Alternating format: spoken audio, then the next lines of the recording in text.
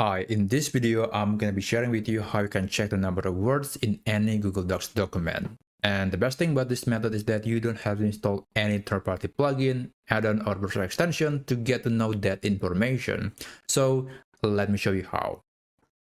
First, you must open a document. And after that, navigate to the Tools menu.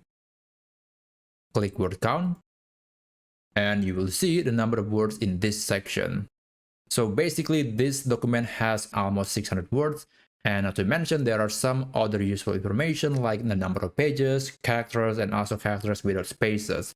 But the most interesting part is perhaps this feature. You can display the word count while typing on your document. So go ahead and click on this box and click OK.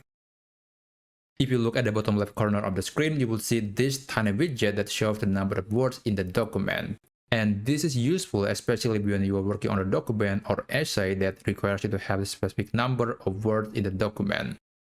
But what if you just want to know how many words in any given sentence or paragraph? Well, you could just select on the text like this, and this tiny widget will show that word according to your text selection. And that's basically it. If you found this video helpful, consider to subscribe to this channel, and I'll see you on the next video.